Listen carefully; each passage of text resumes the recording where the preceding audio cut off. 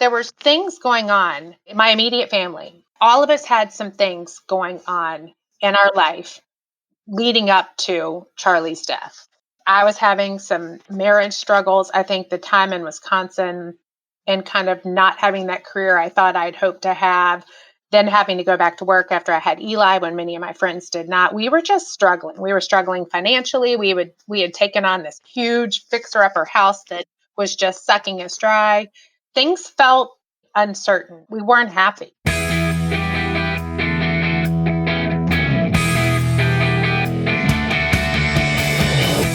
You're listening to the MILF Podcast. This is the show where we talk about motherhood and sexuality with amazing women with fascinating stories to share on the joys of being a MILF. Now here's your host, the MILFiest MILF I know, Jennifer Tracy. Hey guys, welcome back to the show. This is MILF Podcast, the show where we talk about motherhood, entrepreneurship, sexuality, and everything in between. I'm Jennifer Tracy, your host. Episode 60. What?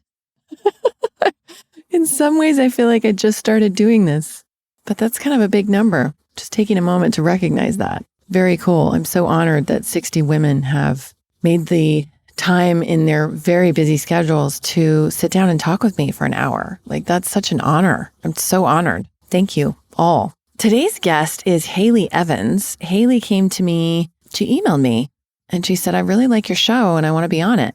And I wrote this book.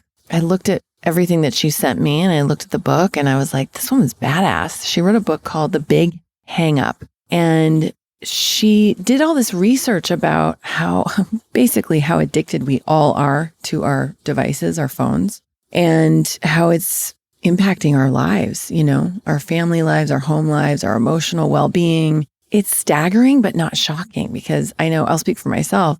I can feel it. I can feel how addicted I am to my phone. And I really make an effort to just put it away, like away from my person, because there's something chemical that happens if I don't have it and I'm not like checking it or looking on something, or it's really weird. And yet I feel so much better when I'm off of it. It was fascinating speaking with her. She's just absolutely a delight. So I can't wait to share that interview with you shortly. But before that, I just wanted to remind you about this month's give, which is Every Mother Counts. Again, I just love them so much and I love what they do. And I want to bring more and more awareness to it. There's a link to their website on my website, milfpodcast.com. You can donate to them directly. And they're just doing some really amazing stuff. That is that. And then also, I just wanted to give a shout out to my team. I'm really so grateful for my team, without whom I could not do this. I always try to insert little reminders that I do not do this alone, and nor do I want to.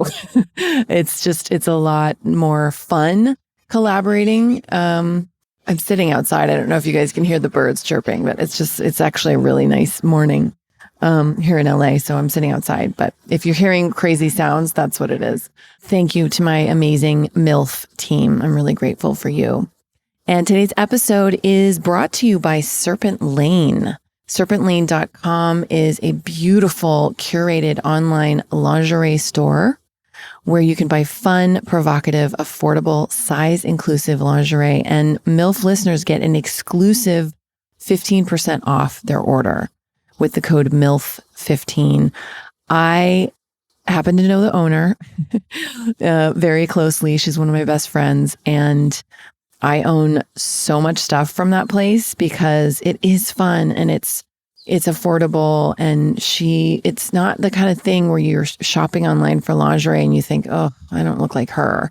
Like she chooses models that are all different sizes and shapes and ages, and that is really lovely to experience, because then I'm not feeling like, well, I'm not going to look like that in that lingerie.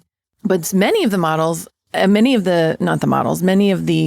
lingerie pieces, I'm like, I want to look like that in that lingerie. Do you know what I mean? It's really fun experience just to go on there and browse even. So serpentlane.com is the website, and MILF15 is your exclusive discount code. Thank you, Serpent Lane, for sponsoring MILF Podcast. We love you so much. So without further ado, here's my interview with Haley Evans. Hi, Haley. Hey, how are you? I'm good. Thank you so much for coming on the show. You are in Knoxville, Tennessee, and you were just telling me how you've been going on your morning runs and enjoying this it's still spring weather there. Awesome. Yeah, Good, it's great. good. And where did you grow up? So I actually grew up in Knoxville, Tennessee, You did, born and born and raised. raised. And then Oh, I used to always joke that, or my mom used to joke that I was too big for my britches. So I could not wait to get to a big city. of course. And I did. So my aunt worked in the marketing department for Bloomingdale's, and she was able Ooh, to help me get an internship with their marketing department. So I guess it was the summer after my junior year. I did an internship in Manhattan, and oh my God, I loved it. It was, yeah, it's so great. Especially when you're that age, yeah, there's really nothing better. I was poor. Yep, We shared, I think there were four of us that had a one-bedroom co-op yep. apartment. So whoever got home first got the bed. and I love it. then whoever, you got the couch or the floor. But it Yeah. was amazing. And I think honestly, my plan would have been to continue working with them and move back to the city. But I got engaged, and obviously life Yeah. changed course. Yeah. So you got engaged, you got married, and then how soon and then how did that change the trajectory of what you thought your career was going to be at that time? So my fiance actually had a job in Wisconsin. Okay.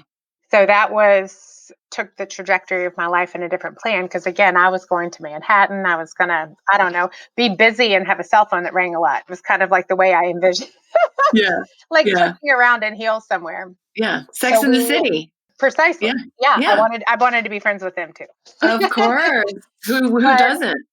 so we ended up moving to this small little town in Wisconsin, and again, it's so interesting to me how life always plays out precisely the way it should. But I struggled to find a job when I got there. So here, like I had been like the straight A student in college, like really focused, really career driven. And my husband was like a drunk fraternity guy for the first 2 years. And then, finally got his act together towards the end. And he didn't really know what he wanted to do, but got this job offer with a great company with opportunity for growth. And so we went, and um, for months I could not find a job, and it was really bad because I was depressed anyway because I had left home really for the first time, going far across the country. I didn't have any friends, I didn't have any family, and I didn't have a job. So I kind of felt like a big loser. But ironically, I ended up getting a job at the Oshkosh Northwestern newspaper. And I don't know, it probably was like the spark that kind of brought my life full circle because I guess my first writing began with my middle school newspaper. I loved it. And for some reason, never considered English writing or anything like that in college. It's weird. Like I had this mental block. I don't know. I was so focused on a career and how I was going to make money. And Right. Well, and most people think of writers as like poor, which is ironic. They think of them as poor young people living in a one-bedroom apartment with whoever gets home first gets the bed. yeah, They think, or like in a hovel somewhere with a typewriter and a bottle of whiskey. So it's understandable that you had aspiration. And what I'm hearing is you had aspirations for yourself. And at the time, from whatever messaging you'd received about writing, you thought, well, that's not an option.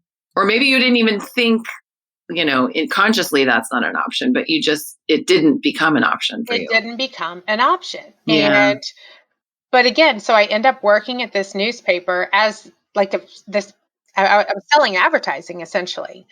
So I wasn't writing at all, but I was around it. You know what I mean? I was around it. The advertising department, it was a teeny little newspaper, and the advertising department shared a floor with the editorial department. So I don't know. It just kind of, I hadn't written anything in a long time.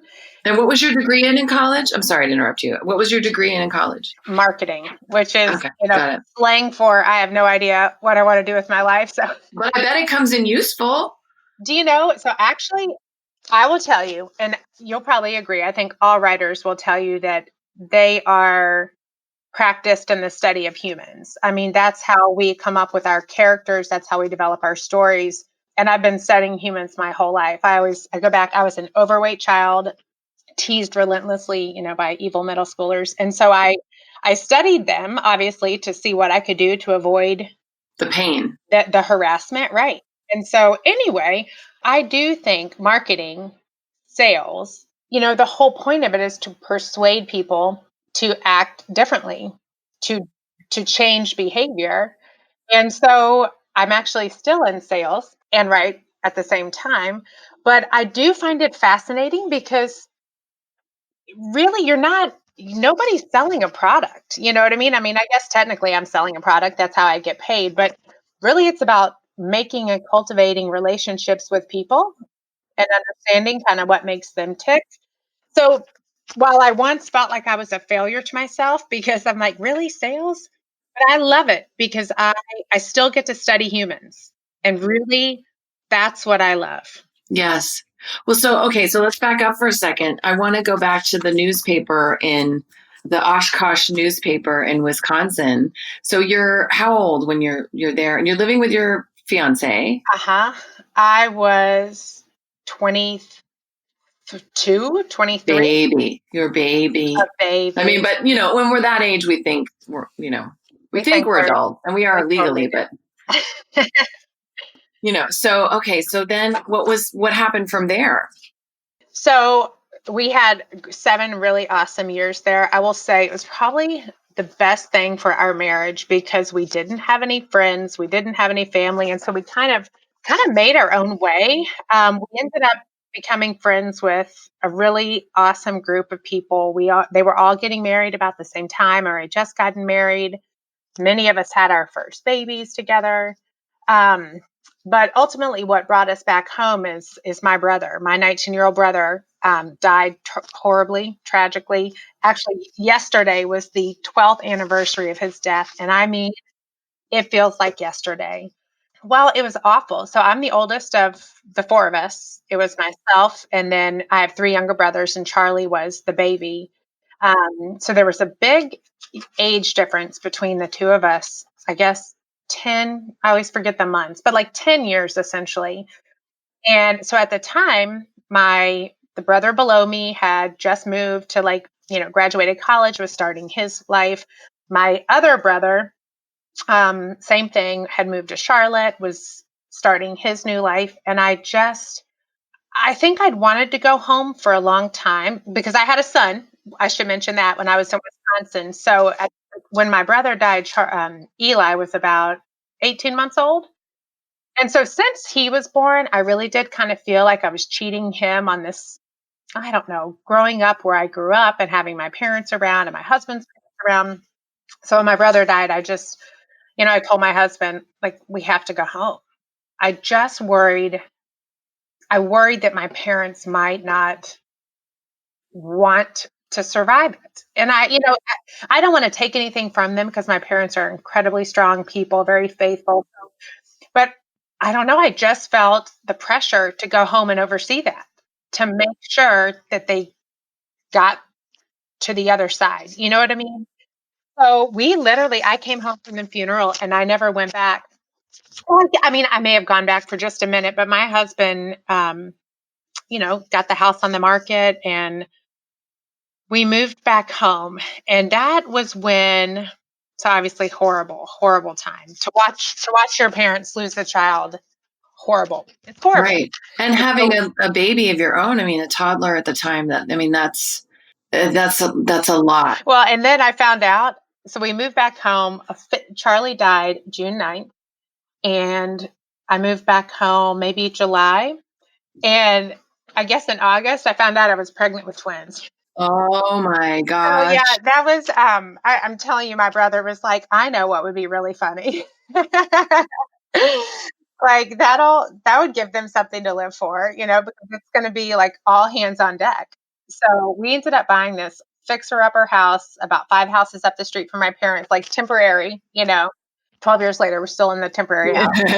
Because when you have an 18-month-old and infant twins, like you got to be up the street from your mother or you have to have live-in help. So anyway, But in the years after Charlie's death, I was so profoundly moved by the idea of everything happens for a reason. Like, because people kept saying that. And I'll be honest, I was like, note to self, I will never say that to someone Grieving. who is grieving, because really, like, my mom would have flipped the bird at whatever reason you could have given her, because she doesn't really care. She wanted her baby back. You know what I mean? But how can I put this? There was things going on in my immediate family. All of us had some things going on in our life leading up to Charlie's death. I was having some marriage struggles. I think the time in Wisconsin and kind of not having that career I thought I'd hoped to have, then having to go back to work after I had Eli when many of my friends did not. We were just struggling. We were struggling financially. We had taken on this huge fixer-upper house that was just sucking us dry. Things felt uncertain. We weren't happy. And then my other brother, William, had found out that a girl he was seeing was pregnant, obviously unplanned. They were struggling big time with that. We are down here in the South where, some people, have perceptions about things like that. They were struggling a lot. And so I kept paying attention to what was happening. So Charlie's death happened, right? There's a line drawn in the sand, and our lives made this we went off course, because now it became this new course. Like, Charlie's gone. My parents are struggling. For me, it was, I'm moving home. I'm quitting my job. I'm starting a new job. I'm renovating a new house. I'm having this baby. Now I'm having these twins. But there was something so profound to me about the fact that I couldn't stop thinking, what if? What if Charlie would not have died? What if he would have been in a different place that night? What if different decisions would have led all of us to be in a different place? What would it look like now? And so the conclusion that I came up to, which is, this is what just floored me, is that I think we all would have ended up in the same place. Even if Charlie had not have died, Mm-hmm. I could almost foresee everybody in my intimate circle who I was examining during those years, watching how this is all playing out, how grief is affecting all of us. And I kept seeing it ending up in maybe the same place. Mm. So in other words, this idea of, does everything happen for a reason? I don't know. Or do we have free will to act that leads us down the path that we choose and make for ourselves? Or is there sometimes some sort of a divine plan, maybe? I don't know. But the first book I wrote, and I wrote feverishly for like probably I don't know, like 6 months. I mean, we're talking 400,000 words. So, as a writer, you're talking about a book. But it was tentatively titled Pivot, obviously all pivoting around, this death, and then these characters, the spokes on that pivot would have been my family, looking at how an event in time can so drastically change your course, but perhaps leave you in the exact same place.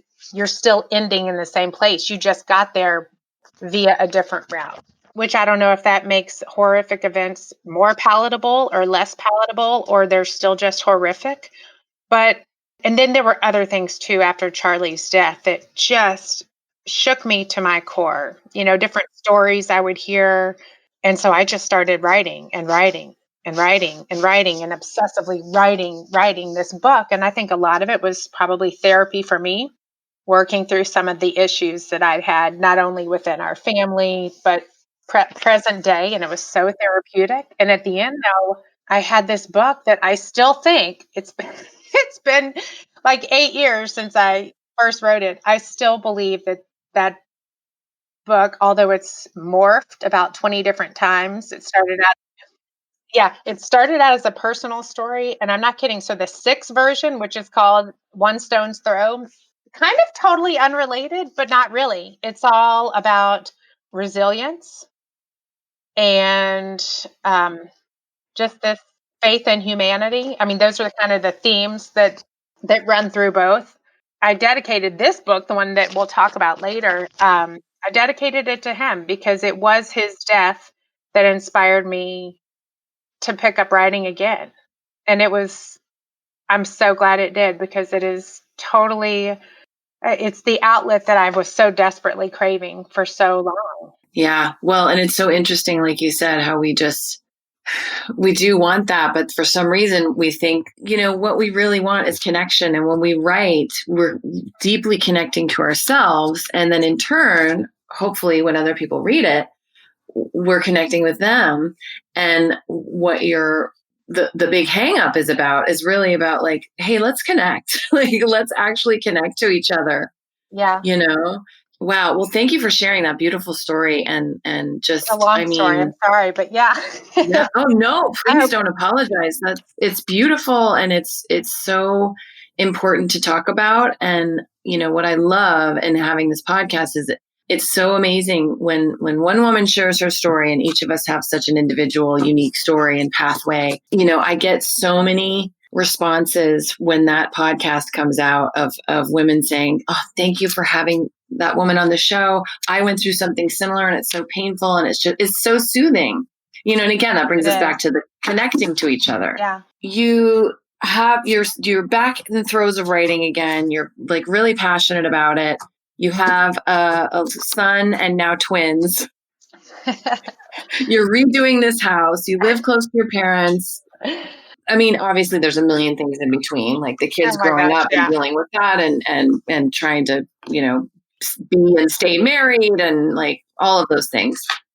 If there was an event or many events, I'm sure that the latter is the case, that inspired you to write this book about technology and social media and phones and all this.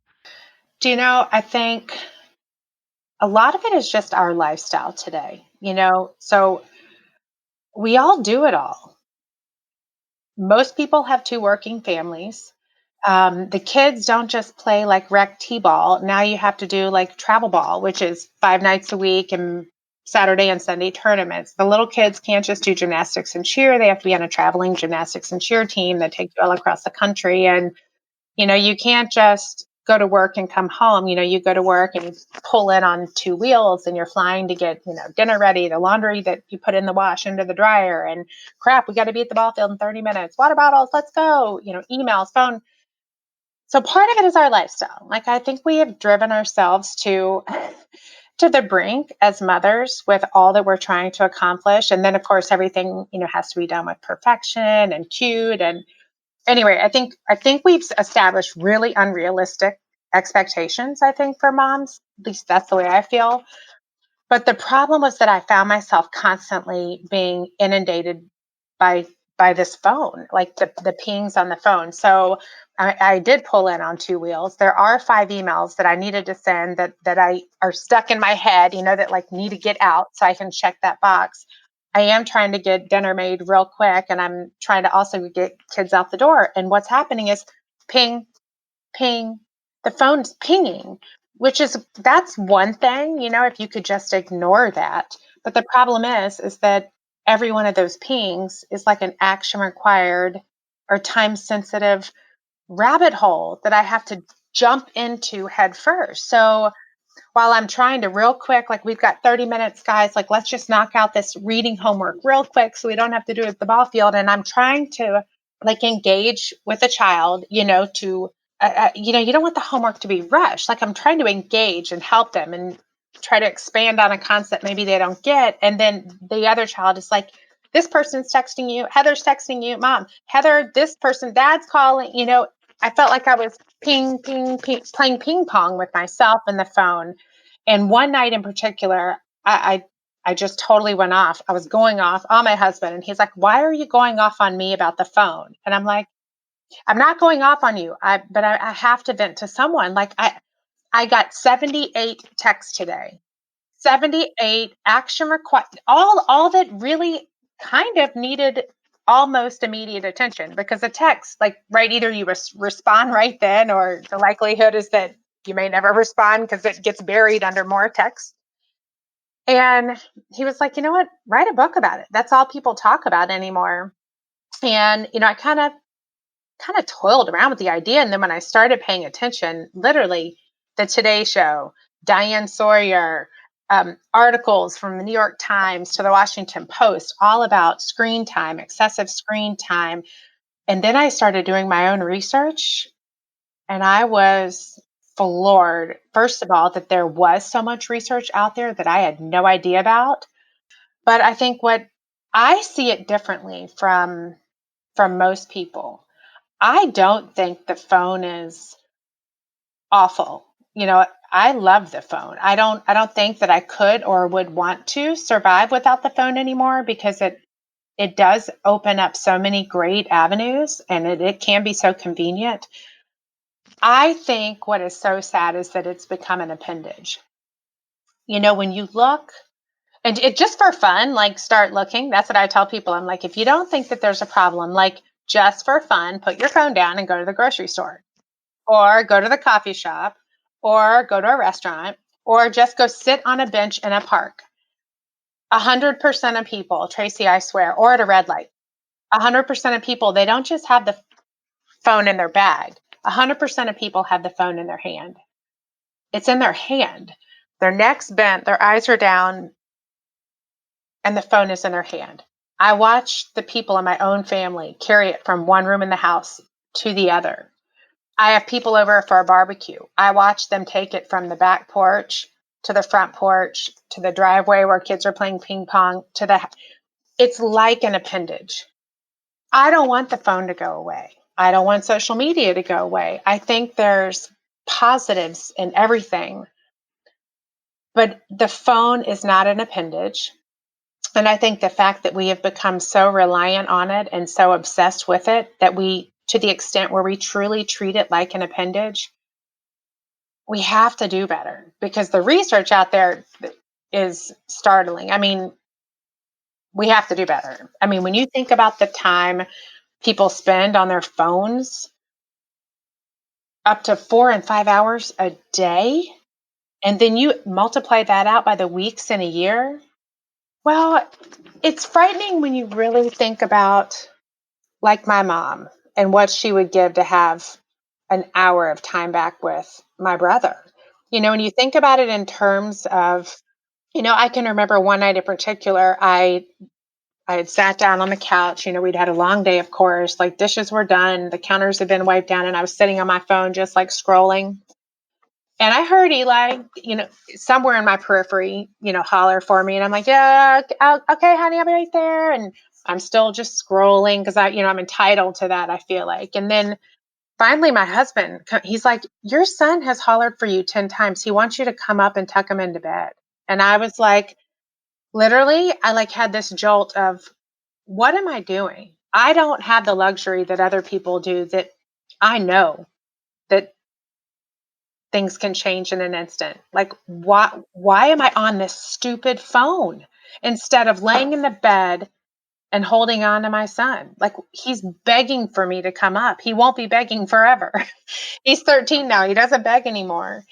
And I think when you think of it like that, and you think about the hours, not minutes, the hours we waste on the phone every day, and multiply that out by the week and by the years, then I think that's when people would want to do better, because it robs us of I always say it robs us of our mind, our time, and our engagements, and the things and people that matter most. That's my tagline.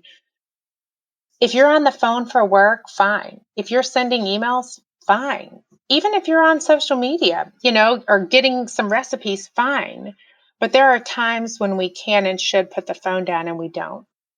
And that's, I think, what's been so frustrating for me, because I've gotten great feedback on the book. They're like, this book's funny. What the hell? It's a book about smartphone addiction. It's funny. I'm like, well, I wrote a book I'd want to read, because who really wants to read a book about smartphone addiction?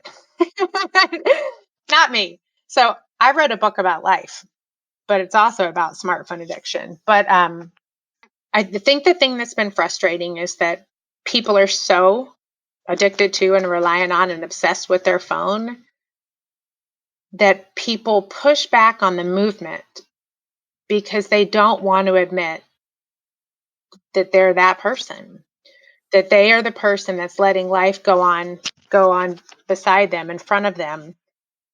And instead they're staring into the abyss of this phone. And when I look at movements that have been driven by women, I know it's possible to start a movement. Look at the processed food.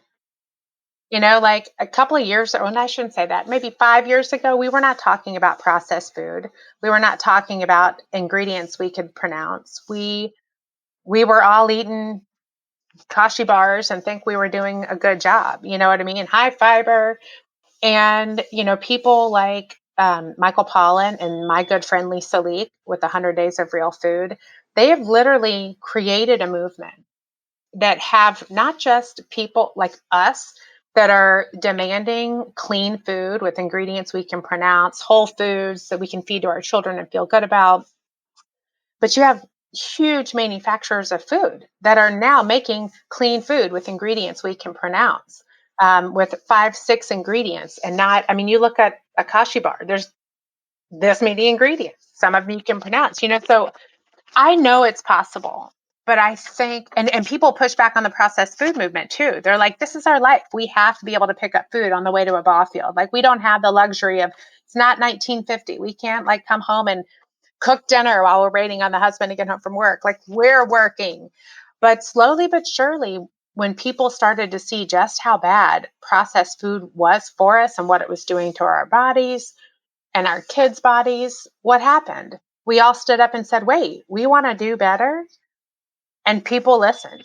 People listened. And that's what I want to do with this movement. I don't want people to feel like they're being talked at, like, put your phone down, it's bad, which is all you hear about on the news. I'm not saying that. What I'm saying is it's not okay for our phone to be an appendage, because we have 2 hands and we need both of them. And to constantly have a phone in hand, well, it takes a hand away from us for starters. Well, I'm always like, hey, I need both hands. Can I call you back? Hey, I need both hands. Can I call you back? You have to believe it's necessary to be able to put it down more often. When you think about what's physiologically what happens to us when we're on a phone, when you're on social media and then you get a text, that pops up, and it's your child's teacher or your husband or a spouse or a partner or a good friend, and you have to quick switch back to that text. And then while you're getting that text, you get an email, and then all of a sudden you're like, what the hell was I doing on this phone? Oh, I was going to send Jennifer Tracy a message about, but the ping ponging in your brain, it depletes it of oxygenated glucose, which is essentially what you need to do all of your bodily functions to get you through the day. It's why so many of us who wake up with the phone near us, and before our mind is even fully awake, and we've been sit into a flurry of activity because we had 3 action required emails, 2 people sent us a text, there was an email from our boss. You've depleted the oxygenated glucose you need for the day, and you haven't even left for work yet. It's why people are stressed, they're anxious, they're overwhelmed, they have migraines. I mean, it's so destructive. It's so destructive. You would only have to read a few really boring articles, but I've already done that for you. But it's incredibly destructive to our health. And for anybody who's out there who practices any sort of mindfulness, meditation, yoga, the benefit of letting the neurons in your brain still and become quiet. You can think, you can digest, you can create. Your mind you have to do that for your mental health. And when we're on the phone, ping-ponging back and forth from application to application all day long, it's just killing our brains, and it's shrinking the brains of our kids. It literally is shrinking the brain of our children. Yeah.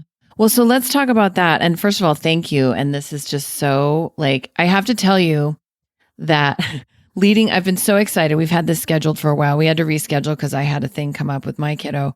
But I've been anxious about it only because I feel a certain amount of shame and embarrassment about my own smartphone addiction, and that my son, he does not have a smartphone. He doesn't have a phone yet, but he's begging for one. He's just finishing. Today's his last day of 4th grade. He's begging me for a phone. Almost all of his friends have phones with cell service, not just like a phone.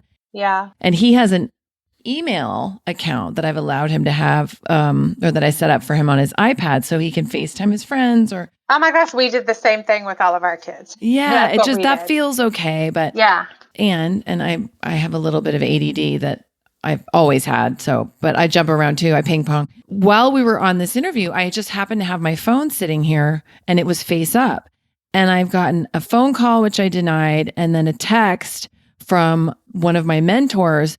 And I'm like, oh, you need to turn that phone over so that you're not because my eyes, just from the notification of it. Okay, so I'll tell you this. This is the one that fascinates me the most. Just by looking at that notification. So you didn't take action on either of those, but just by looking at them. It took me away from focusing on you, which is something that I love and is very important to me. And it's important to respect you and this time together. And so it's just within the context of exactly what we're talking about. Well, and I read Jean Twenge, who wrote a book called iGen. She has done a ton of research, and she says just by looking at a notification, regardless if you take action, it can take you up to 23 minutes to fully re-engage in what you were doing. And that to me was an aha, because let me tell you why. Jennifer, when I sit down, if I am able to carve out an hour to write, and I have busted my ass to carve out that hour. I mean, I have my mom's getting this child. This one's been pawned off on another. I've told my husband, I'm writing it, pretend like I'm not here. I've locked myself in the bedroom. I'm ready. I am ready. And I have 1 hour. And if the phone is by me and I see a notification, I find myself 45 minutes in going, I don't even know what the hell I'm writing about. In fact, I'm a horrible writer. I should just quit. I don't. And there was another study I read that was so fascinating to me is they had people take a test. I'll spare you all the specifics, but they had people take a test. Half of the people they had have their phone with them turned on do not disturb, face down on the desk.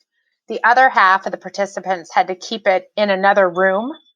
And do you know that the people with the phone in the other room their test scores were dramatically higher just by having the phone near your body, because we've been so conditioned to think, did my mentor text me back? Oh, shoot, I was supposed to tell my son. We've been so conditioned to think about the phone. Did that article I'm selling or, that jacket I'm selling on eBay sell or whatever? We've been conditioned to think about it, you only have so much brain power.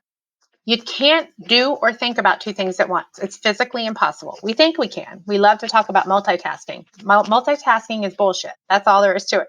Yeah, agreed. I can't do two things at once. You can't. Yeah. But that's what the phone has caused us to do. So we're all living in this state of, if you could picture a gravitron, it's a tsunami in our brain. That's the best way I can describe it. Yeah. When you are inundated with information and literally switching from one application on your phone to another, text, email, Facebook, Instagram, text, email, phone, you're causing a tsunami in your brain that is so destructive. That's just all there is to it. It's so destructive. So I don't want anyone to I do think people feel guilty.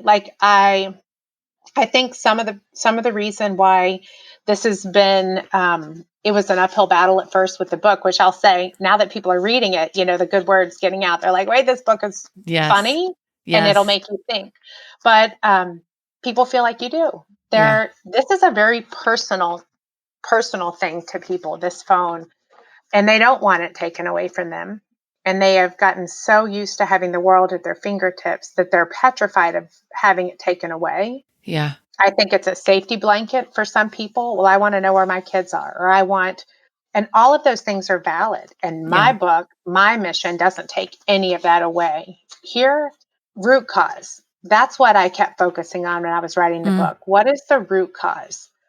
So there are people like me, and I hope other people that want to do better with the phone. They recognize that it's robbed them of their hand and their mind and their engagement and things. They want to do better, but they can't. And the reason that I believe the root cause of all of this is the fact that we now, it's become the norm to send action required and time sensitive information. In other words, the expectation is that you have your phone on you at all times. That's the expectation, because who doesn't? Yeah. 100% of people have their phone on them most hours of the day, and you will respond immediately or near immediately to any message you're going to get. And Oh, again, that's not like what some people do. If you survey 100 people, which I have, 100 of them will tell you that yes, they believe that's the expectation, that they will respond immediately or near immediately to a message you get. So you can say, Tracy, I'm at the grocery store. What was that red wine we had at your yeah. house last night? Well, if you don't respond, what? I'm like, hello, did you not? I'm at the store. Right. Like, and I'm saying, like, what I'm saying is, I had fun at your house. I love the wine you served. I'm Yeah. complimenting you. I'm not trying to be rude. What I'm Right. saying is, I really enjoy the wine. I'm here. Can you tell me what it is? But if you really dissect that message, what I'm saying is, stop whatever you're doing and answer my text. So Yes. whatever you're doing is not as important as the fact that I'm at the store and I need your red wine. So if you're Yes. helping your little boy with homework or helping him study for a spelling test, the expectation is that you're going to stop, Yeah. disengage with him, answer my text, and now it's going to take you 23 minutes to re-engage fully Yeah. on what the two of you guys were doing before. I think the root cause of this whole crisis is right there. It's an action required and time sensitive messages. I think that makes people fearful of Yeah. putting the phone down or turning it off Yeah. because they're going to miss an action required or time sensitive message. Now, most of them aren't life or death. Yeah. Most of them, so I don't get the red wine. Red wine, right? I just Yeah. I pick out an old standby that I like and all's good. When you get the message later, you send it to me. I'm not mad, Right. but even though it's not important, in today's society, every text carries the same importance. Yes. Does that make any sense? Whether Totally. it's me needing red wine or your partner saying, which one of us is picking up George from school, like they all carry the same weight. Yes. And even though they don't really carry the same weight, we treat them like they do because Yeah. we still feel the intrinsic pressure to respond immediately or as near immediately as possible. Yes. And so I don't think we can start to begin to address the addiction we have to our phones. And it's legitimate. I mean, it's legitimate. 40% of people are legitimately addicted to their phone in this country. And if you single out teens, 50%. 50% are Wow. legitimately addicted. They would rather lose a finger or their sense of smell than lose their cell phone. It's Oh my legitimate God. addiction Yeah. because the addiction center in your brain doesn't discriminate, whether it's Sure. sex or drugs or porns or the smartphone. Sugar. Yeah. The sugar, Totally. the Yeah. physiological response is the same. And so I don't Yeah. think most of us parents would let our kids do, well, a little bit of drugs or just a little Right. bit of sex. Just a little heroin won't hurt you. It's normal in our culture today. It's just the way society, like Yeah. we would still probably step in and ration that or talk about it.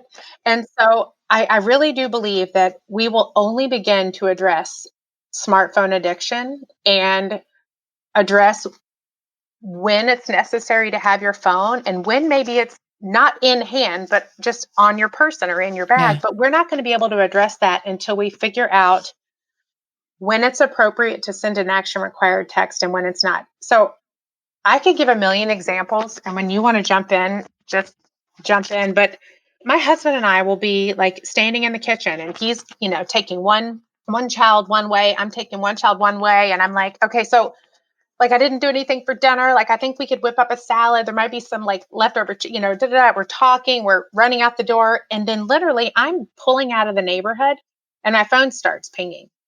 And I glance at it and my husband's texting me. Yeah.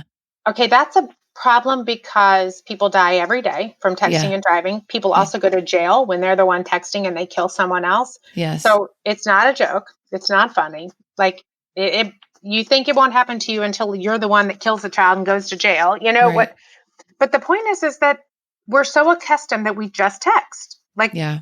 we're a texting society. So my husband saw me pull out of the driveway with his children in the car. Right. He knows I'm getting on an interstate to go 85 miles an hour, Yeah. flying down. That's not a text because what he needed was, I don't know, Eli needs his Navy shirt for practice. Do you know where it Yes. is? That's a Yes. phone call because Yes. I can safely answer a phone call hands free. Yes. So that's just one example of like how we just fire off text now without even Yes. thinking, what's the most efficient way to communicate this information? Sometimes it is a text, a Yes. group text to say, the game has been moved to field Yes. 2, or the 10 o'clock power yoga has been canceled, or, Yes. Yes. but we need to stop and decide, like, what's the most effective way to communicate with one another? When does an email make more sense than a text Right. or a call? Right. My partner, my work partner, was out of town last week, and I was trying to finagle a couple of appointments. And so I, who wrote the book about Yeah. hanging up, picked up the phone to shoot her a text. And I'm like, wait, that's so rude. Mm. If you get a text, you either address it immediately or near immediately or never. That's kind of Yeah. how it's become, because it gets buried under Yeah. other things. Yeah. So I'm like, she's on the beach. So while I'm saying, I've got to get this out of my head and off my to-do list, so I'm going to send it to her. That's so disrespectful, because now she's on a beach, probably like in the middle of building a sandcastle or Mm. going for a walk or a run with the sand in her toes. And now she's got this text that, even though she's probably not going to take action because her calendar is back at the hotel or maybe even at home, Sure. Sure. it's on her mind now. Yeah. And it's going to annoy the crap out of her until Yeah. she takes care of it. So you know what I did was I emailed it. I know you're on vacation. I did not want you to get this via text because I don't want you thinking about it. I want you on Yes. vacation. When you get back, take a look at these 3 appointments. I have conflicts. What can you cover? What do I need to reschedule? And it was on an email, because email's different, right? Like we'll leave them in there for a while. We sort them into different folders. Like, Yes. you don't have to take immediate action on an email. So if Yes. something doesn't require immediate action, you can't just fire it off to somebody and make it now it's their problem. Right. Like, I covered my bases. We just don't even think about how we communicate and what pressure that puts on other people. Yeah. So Well, until we address yes. it, you can't put the damn phone down. Totally. Well, and something that, this is just resonating and ringing so many bells for me. But one of the things is that, my son has grown up already the last 10 years in this world. Yeah. He doesn't understand a world without internet, a world without cell phones, a world Yep. without texting. We'll be watching an old movie and there'll be like a rotary phone, and it's so bizarre to him, Yeah. So, or a pager. We were watching a movie where somebody had a pager. He's like, "What's a pager?" I was like, "I know, right?" And there's this also, like with Amazon Prime and all this, which again, similar to what you're saying, is wonderful.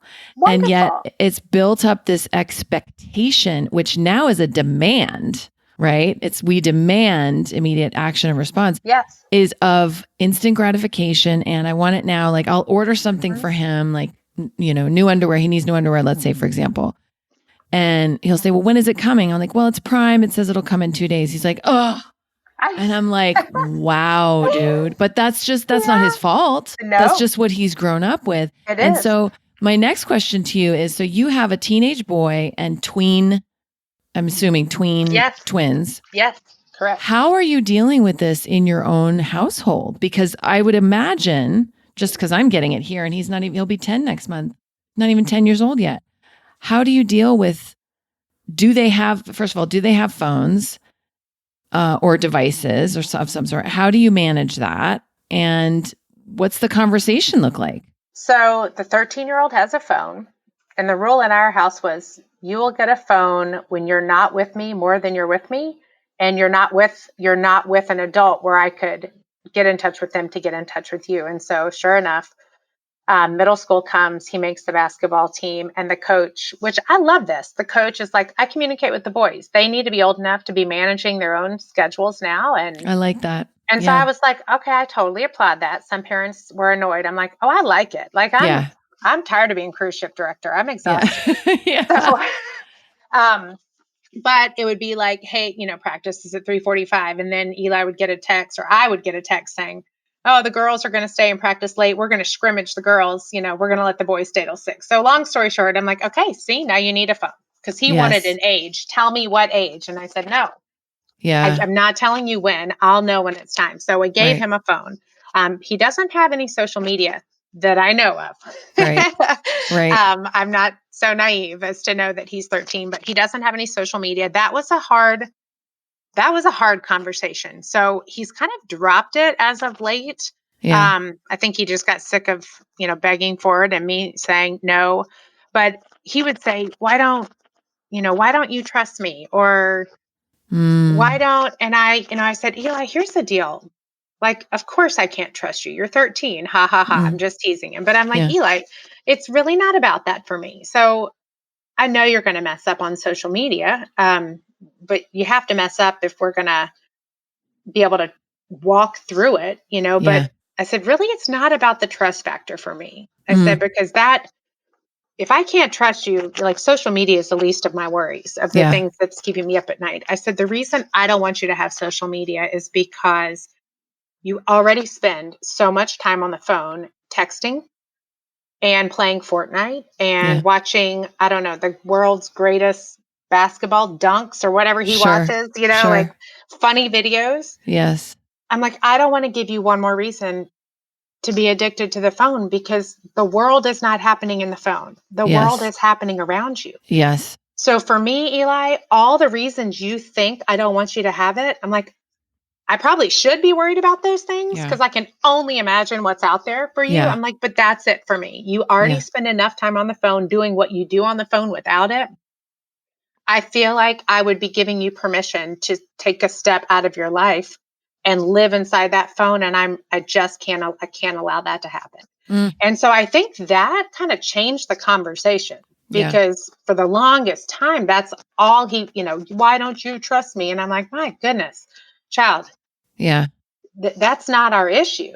So my girls have what your son has. They've got like my brother's old phone that Right. doesn't have Wi-Fi, but they have an email address so they can FaceTime.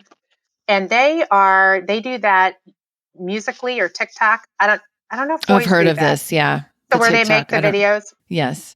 That's how my girls spend their time on the phone. Mm-hmm.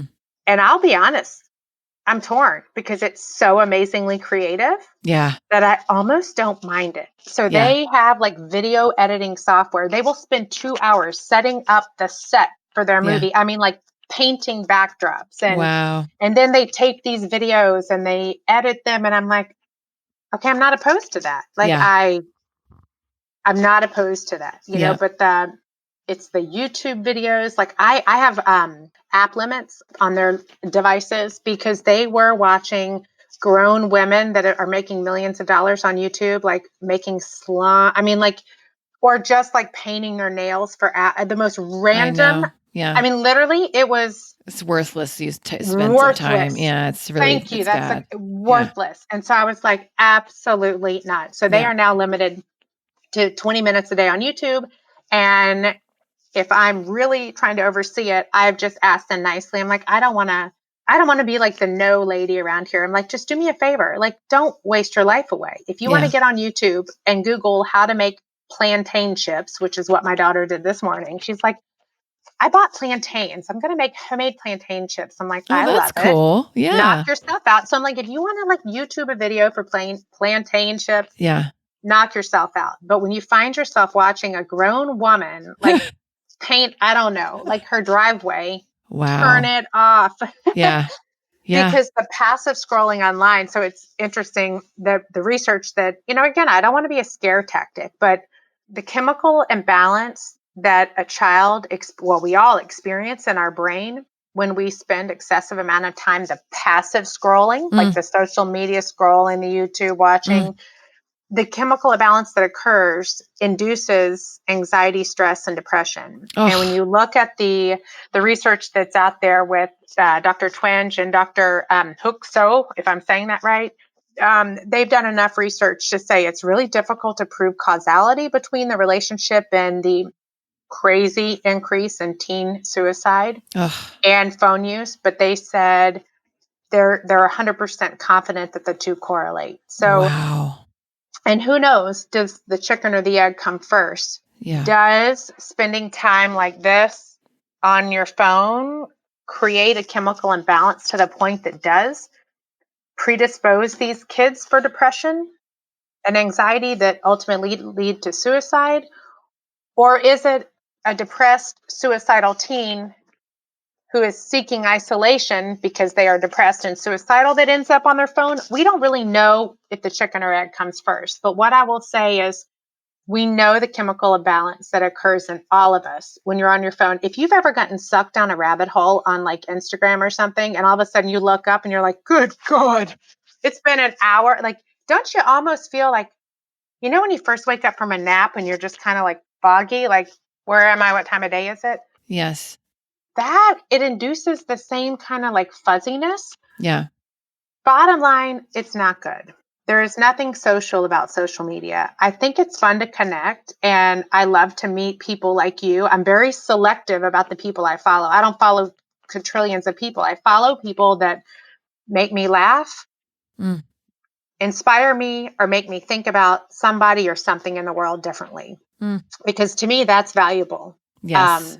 It's like a book. I mean, that's what I look for in a book. I want to laugh, I want to cry, and I want to think about something or someone differently. Yeah.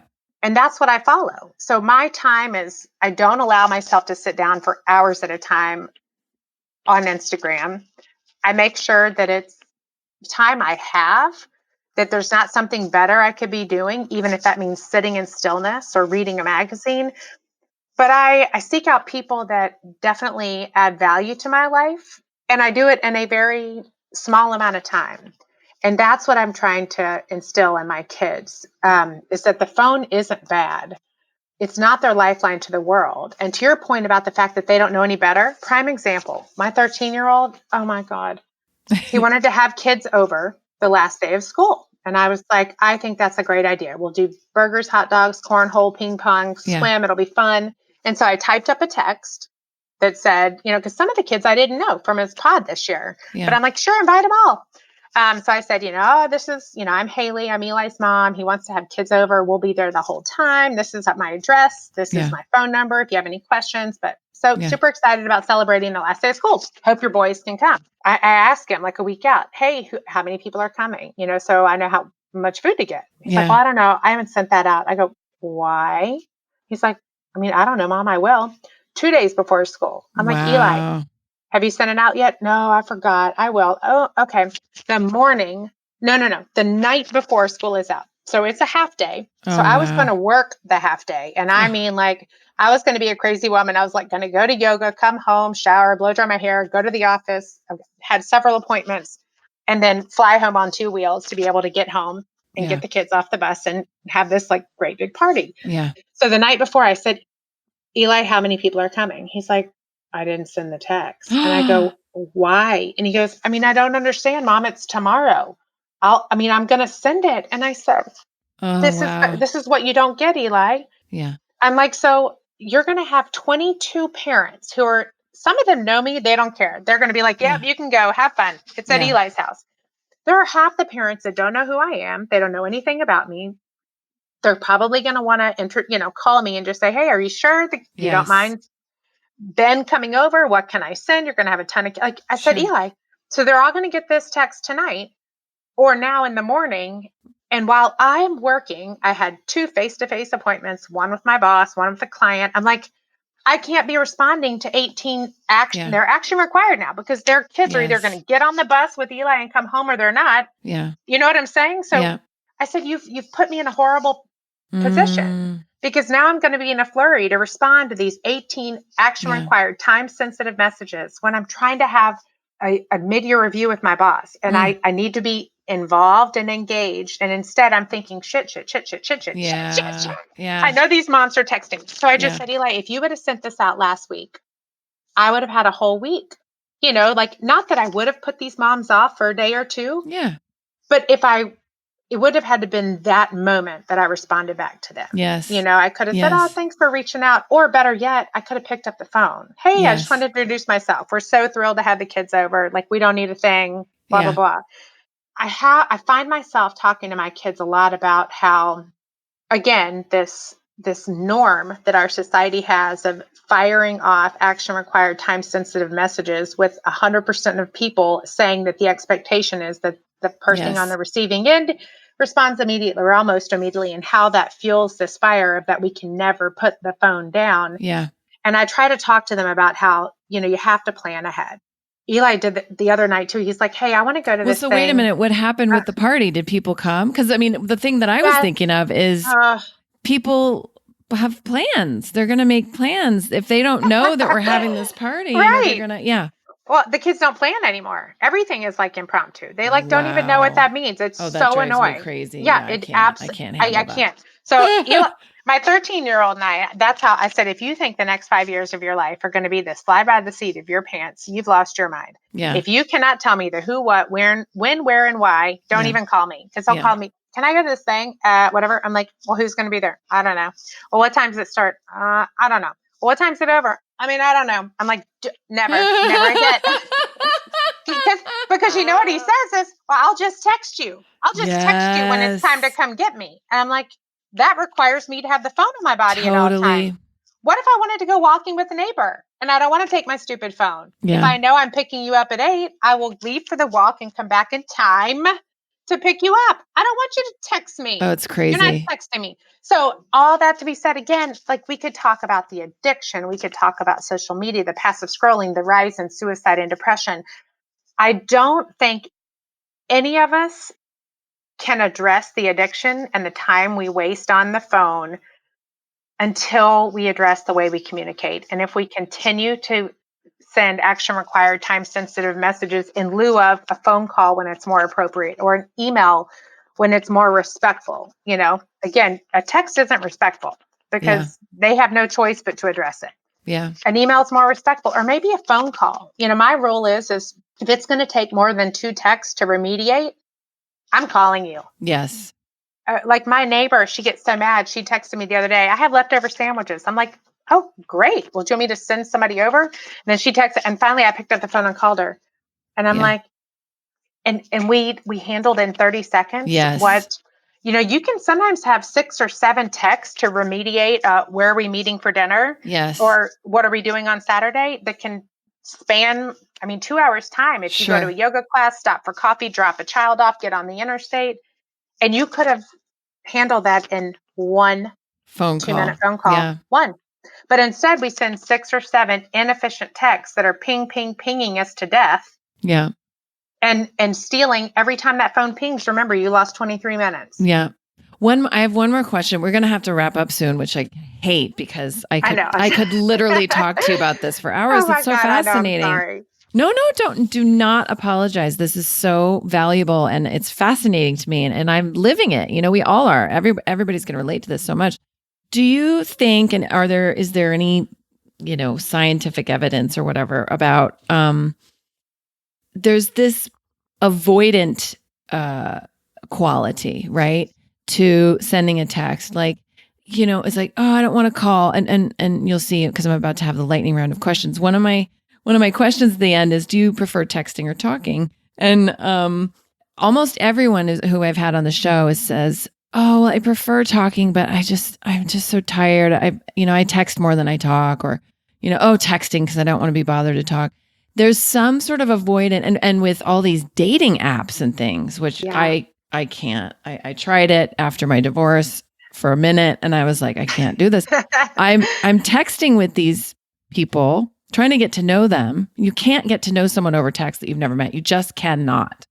And then it goes nowhere. And I'm like, why did I spend all this time texting this person about where they grew up and where they like to eat in West Hollywood? What is the point of that when it's just so much easier, but it's harder because people are scared.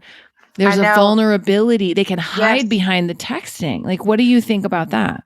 So I love it. Absolutely. You're making yourself vulnerable when you have a face-to-face or phone-to-phone call versus the anonymity you're afforded behind the phone. Here's what I think. Would I prefer to text? Yes, because it can check it off my list. It gets out of my head and off my to-do list. And I don't have to frickin' talk to anyone because, God, I'm sick of talking to people. But you know what? Once you rip the Band-Aid off and realize that what I'm doing by sucking it up and making that phone call is I am saving myself 10 annoying pings on my stupid phone and the inefficiency of 12 frickin' texts over the course of 3 hours time because I'm running in and out, hopping in the car, And so the first 2 or 3 times you suck it up and go, this is going to take 3 texts or 4 texts to remediate. And I've got to run in here and I don't want to carry my phone. And when I come back out in an hour, how annoying is it that we're still trying to figure this out? Once you do it once or twice, you're going to be like, oh my God, that wasn't that bad. Oh my God. And you're done. You're done. They're not going to text you anymore about this. They're not like, it's all done. And you got to figure out all the little nuances of the logistics of whatever it is in one little phone call. And it must produce some sort of chemical in the brain. It must give you a little punch of something good because you won't hate it as much as you think you will. So interesting. You have to rip the Band-Aid off because I'm with everyone else. Good God, I don't want to talk to anyone. Please don't make me call them. But I'm telling you, do it once or twice, rip off the Band-Aid and get that, whatever it is, checked off your list, all of the obscurities worked out, and you will feel like a new woman. And you will find that you'll gain an hour on the back end of just annoying, ridiculous text that interrupt you. I don't know, trying to read a book or take a walk or water the plants or whatever you're doing, and you'll be able to leave your phone inside. You'll love it. I love that. I love that. Haley, I just love you. And yes, you have to come to LA. We're going to hang out. Or I'll come to Knoxville. I love Tennessee. I have a couple we'll different friends that live down there. Oh, I love it. We'll go hiking. Beautiful. We'll leave our phones at home. Yes, and we'll go on a nice long hike. All right. So what happens now is I'm going to ask you 3 questions that I ask every guest. Okay. And then I am going to go into a lightning round of questions. Oh, yay. Okay. So what do you think about, Haley, when you hear the word MILF? Jennifer Tracy. Well, thank you. What's something you've changed your mind about recently? Transgender. I read Reese Witherspoon had her, one of her books was called, oh God, I just read it. It's Always This Way Okay. One of her books of the month? Yeah. Okay. And it was, the author said it wasn't based on a real story, except she does have a transgender child. And I mean, wow, talk about like my 3 criteria for a book, made me laugh, cry, made me think about the world or someone in it differently. As much as I'm so supportive of that community, I think if I'm being really honest, I think I still had some deep buried subconscious doubts about what that would be like to allow a child of that age to make that big of anyway, oh my gosh, the book was fascinating. And it just, yet again, gives you empathy to say it's hard to hate up close.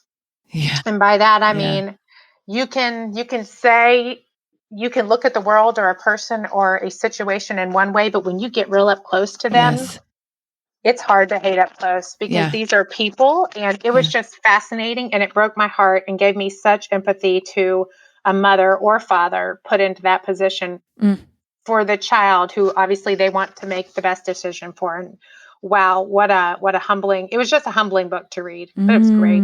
Ooh, I want to read that book. Yeah, it was really, really good. It's fiction, but it was great fiction. I love that. I love that. Well, and also obviously, as you said, based on truths or collective truths, and again, so healing. Like, it's so important to share those things with specificity, because it's that, like you said, specificity that makes it personal and intimate and relatable. And oh, that's beautiful. How do you define success?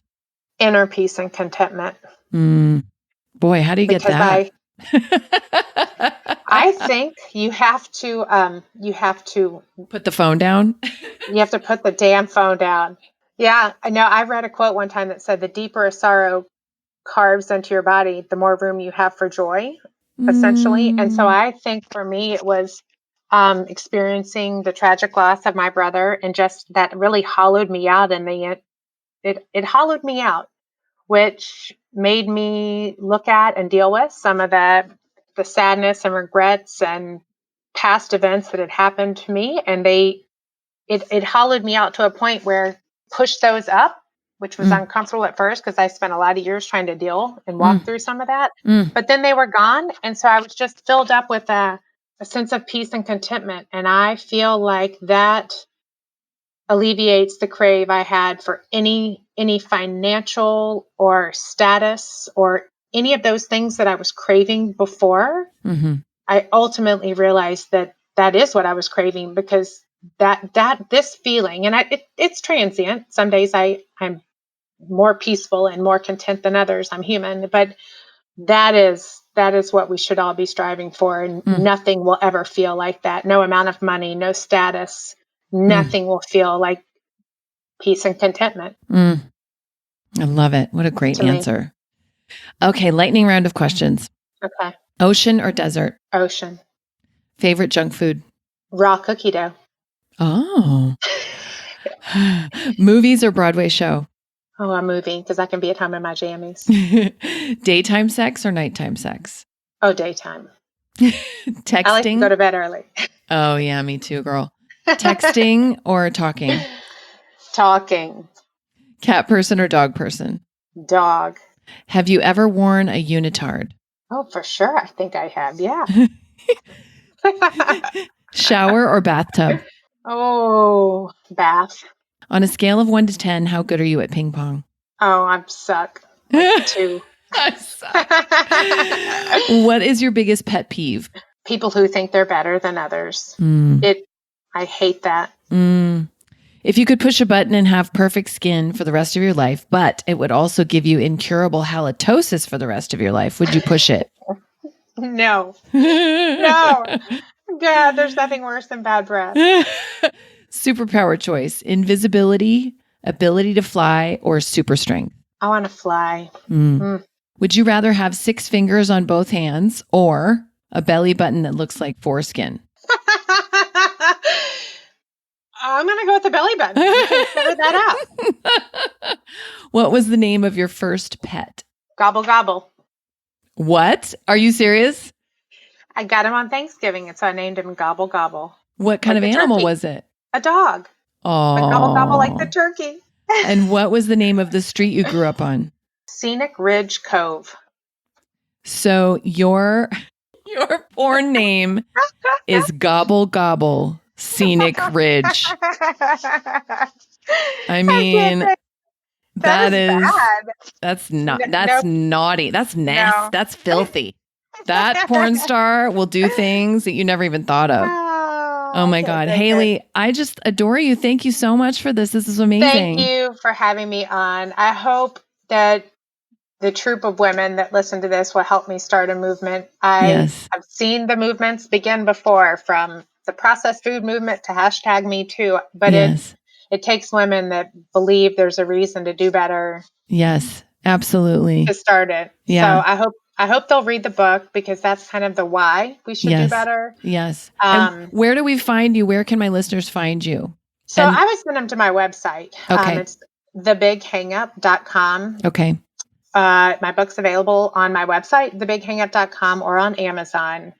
But the website has everything there. So great. I think that's a good place to start. Awesome. Haley, thank you so much. You're welcome. Thank you. Thank you guys so much for listening. Join me next week for a fresh episode of MILF Podcast. And just a reminder to visit serpentlane.com for all your lingerie needs and use the code MILF15 for 15% off. I love you guys. Have a great week.